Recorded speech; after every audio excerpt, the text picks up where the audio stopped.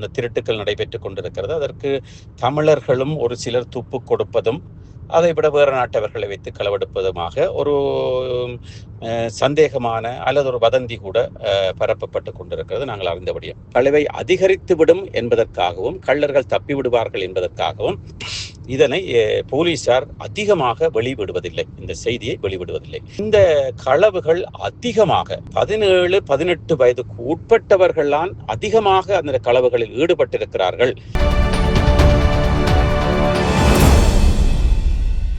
வணக்கம் லங்காபூர் ஊடக நேயர்களே, மீண்டும் ஒரு சிறப்பு செய்தி, அதுவும் சுவிஸிலே முக்கியமான ஒரு செய்தியாக உங்களுக்கு தர இருக்கின்றோம். இந்த செய்தி களவு செய்தியாக இருக்கிறது. திருட்டுக்கள் பல வழியாக நாங்கள் கேள்விப்பட்டிருக்கின்றோம். நாங்கள் கூட லங்காபூர் ஊடகத்தின் ஊடாக கோவில்களிலே திருட்டு நடைபெறுகிறது, தனி வீடுகளிலே திருட்டுக்கள் நடைபெறுகிறது. நகைகளை குறிவைத்து எம்மவர் கிலோ கணக்கில் நகைகளை வைத்திருக்கிறார்கள். பலர் வீட்டிலே பாதுகாப்பு இல்லாமல் வைத்துக் கொண்டிருக்கிறார்கள்.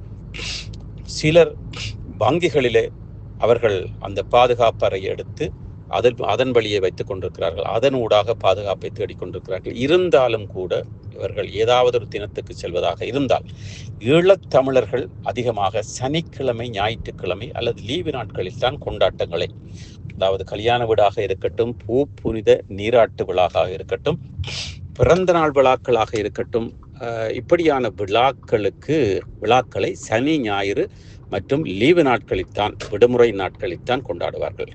அப்பொழுது இவர்கள் அந்த நகைகளை வெள்ளிக்கிழமை பின்னேரமே மாலையை எடுத்து விடுவார்கள். அதனை திருப்பி கொண்டு போய் வைப்பது திங்கட்கிழமை காலை.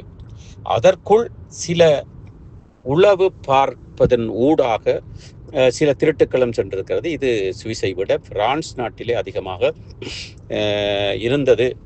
அந்த திருட்டுக்கள் நடைபெற்று கொண்டிருக்கிறது. அதற்கு தமிழர்களும் ஒரு சிலர் துப்பு கொடுப்பதும் அதை விட வேறு நாட்டவர்களை வைத்து களவெடுப்பதுமாக ஒரு சந்தேகமான அல்லது ஒரு வதந்தி கூட பரப்பப்பட்டு கொண்டிருக்கிறது. நாங்கள் அறிந்தபடியும் நாங்கள் இங்கே பார்க்க போகின்றபடியும் சுவிட்சர்லாந்து நாட்டிலே களவுகள், கடைகள், ஷாப்பிங் சென்டர், அதாவது பெரிய வணிக வளாகங்கள், கோப்பாக இருக்கட்டும், மிக்ரோஸாக இருக்கட்டும், இப்படியான இடங்களிலே மற்றும் வாசனை திரவியங்களை, விலை அதிகமான வாசனை திரவியங்களை விற்கின்ற கடைகளாக இருக்கட்டும், பாதணிகள் கடைகளாக இருக்கட்டும், இங்கே குறிவைத்து ஒரு சில வெளிநாட்டவர்கள் சென்று அந்த களவை செய்து கொண்டிருக்கிறார்கள். அந்த களவிலே அவர்கள் எடுக்கின்ற களவு மிக பெரிய அளவில் இல்லை.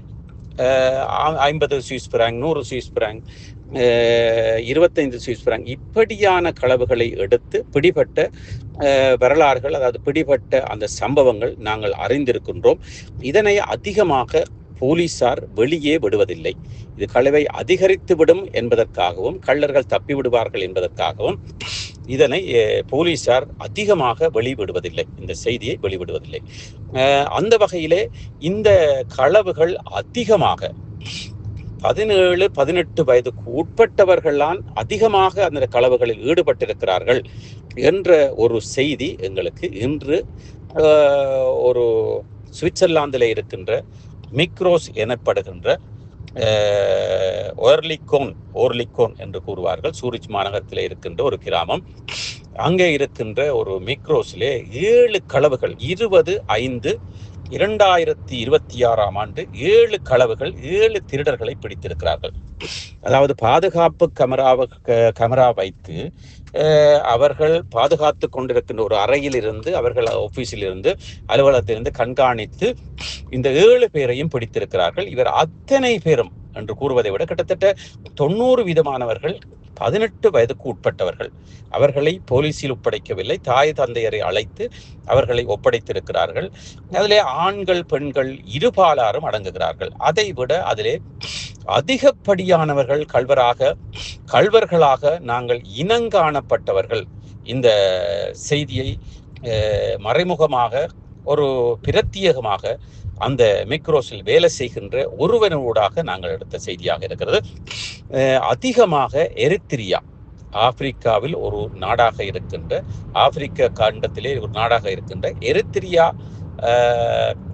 வாலிபர்கள், இளைஞர்கள், குழந்தைகள் அல்லது இளைஞர்கள் என்று கூற வேண்டும், 18 வயதுக்கு உட்பட்டவர்கள் தான் அதிகமாக இதிலே இந்த களவில் இன்றைய களவை நாங்கள் பார்த்துக்கின்ற பொழுது எரித்திரியாவை சேர்ந்தவர்கள், 18 வயதுக்கு உட்பட்டவர்கள், சுவிட்சர்லாந்து நாட்டில் இருக்கிறவர்கள். அவர்கள் எடுக்கின்ற பொருட்கள், அந்த மிக்ரோஸ் அந்த வணிக வளாகத்தில் எடுக்கப்பட்ட பொருட்கள் 25-35 பிராங்குகளுக்கு உட்பட்ட பொருட்களாக இருக்கிறது.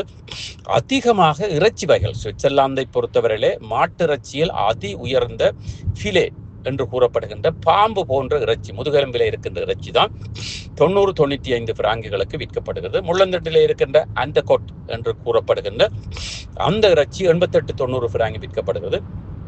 இப்படியான இறைச்சி துண்டுகள் 35-40 பிராங்குகளுக்கு போடப்பட்டிருக்கும். மறைத்து கொண்டு போகக்கூடிய அளவில் இருக்கின்ற விலை கூடிய துண்டுகளை எடுத்து இவர்கள் திருடி வெளியே கொண்டு போய் இந்த 80 சுவிஸ் பிராங்க் பெறுமதியான இறைச்சியை 10 பிராங்க் 15 பிராங்குகளுக்கு விற்கிறார்கள்.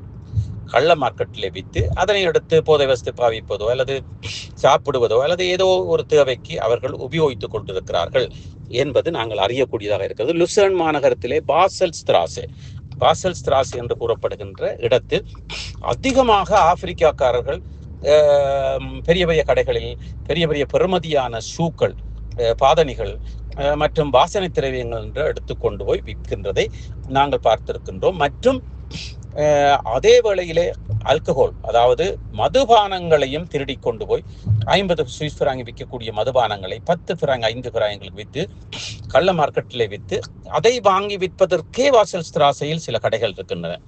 சரி, நாங்கள் அதை பார்க்கின்ற பொழுது, அதாவது மிக்ரோஸ் ஏர்லிகோன் சூரிச் மாநகரத்திலே இன்று 20ஆம் தேதி 5ஆம் மாதம் 2026ஆம் ஆண்டு பார்க்கின்ற பொழுது 7 பேர் பிடிபட்டார்கள் என்றால், அங்கே அவர்கள் கூறிய தகவலின்படி, தந்த செய்தியின்படி 7 பேர் பிடிபட்டார்கள் என்ற பிடிபடாதவர்கள் எத்தனையோ பேர் இருப்பார்கள்.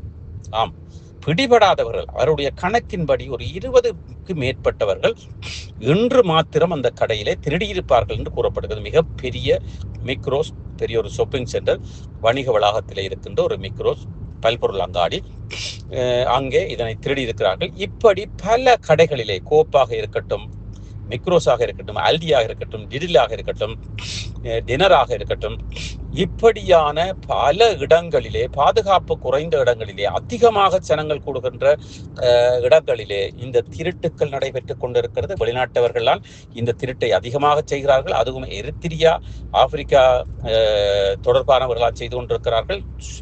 லுசர்ன் மாநகரத்தை பொறுத்தவரை, பாசல் ஸ்திராசாவை பொறுத்தவரையிலே அங்கே 99 விதமானவர்கள் ஆப்பிரிக்க நாட்டவர்கள், கானா நாட்டவர்கள், எத்தியோப்பியா நாட்டவர்கள், எரித்திரியா நாட்டவர்கள் மற்றும் சோமாலிய நாட்டவர்கள் என்று பலர் அந்த களவிலே ஈடுபட்டவர்களை நாங்கள் காணக்கூடியதாக இருக்கிறது. அடிக்கடி அந்த கள்வர்கள் பிடிக்கப்பட்டு சிறையில் அடைக்கப்பட்டு மீண்டும் வெளியே வந்து அதை தொழில் செய்து கொண்டிருக்கிறார்கள் என்பது நாங்கள் இங்கே சுவிட்சர்லாந்திலே காணக்கூடிய இந்த களவு சேட்டைகளாக இருக்கிறது, களவு தொழிலாக இருக்கிறது. இதனை சில தொழிலாகவே செய்து கொண்டிருக்கிறார்கள். போதை வஸ்து விற்கின்றவர்கள் அது வேறு ஒரு புறம் இருக்க, இந்த திருட்டுக்களிலே ஈடுபடுகின்றவர்கள் சிறிய தொகையிலே இருக்கின்ற பொருட்களை, விலையிலே இருக்கின்ற பொருட்களை எடுத்து கொண்டு போய் கள்ள மார்க்கெட்டிலே அறா விலைக்கு விற்று இந்த பணத்தை பெறுகின்ற இந்த கொள்ளைக்காரர்கள் இருக்கின்றார்கள். இது தமிழ் கடைகளையும் குறிப்பிட்டு சில தமிழ் கடைகளிலும் நாங்கள் நடந்த விடயங்களை பார்க்கக்கூடியதாக இருக்கிறது. இதிலே ஒரு பெரிய ஒரு விடயம், இதுவரை காலமும் நாங்கள் பார்த்த அளவில் ஈழத்தமிழர்கள் இந்த திருட்டுக்களில் ஈடுபடவில்லை என்பதை நாங்கள் புகழாகவும் ஒரு புகழ்ச்சியாகவும் ஒரு நெஞ்சை நிமித்தியும் கூறக்கூடிய விடயமாக இருக்கிறது. இதனை அதிகமாக எடுப்பவர்கள் ஆப்பிரிக்க நாட்டவர்கள், எரித்திரியா ஆப்பிரிக்க நாட்டவர்கள், மொரோக்கோ நாட்டவர்கள், துனேசியா நாட்டவர்கள் மற்றும் போலந்து நாட்டவர்கள், இப்படியானவர்கள் அதிகமான இந்த திருட்டுக்களில் ஈடுபட்டு கொண்டிருக்கிறார்கள் என்பதை லங்காபூர் ஊடகம் உங்களுக்கு ஒரு பிரத்யேக செய்தியாக உங்களுக்கு தருகிறது. நன்றி, வணக்கம். இலங்கையில் சுவிட்சர்லாந்துல வீடு வாங்க போறீங்க, இல்ல ஆல்ரெடி உங்களுக்கு அங்க வீடு இருக்குன்னா இந்த வீடியோ உங்களுக்காக தான். ஸோ ஸ்கிப் பண்ணாம ஃபுல்லா பாருங்க. ஒரு மனிதனுக்கு வீடு அப்படிங்கிறது ரொம்பவே அத்தியாவசிய தேவை. அத்தியாவசிய தேவைகள்ல முக்கியமான பங்கு வகிக்கிறதே இந்த வீடு தான்.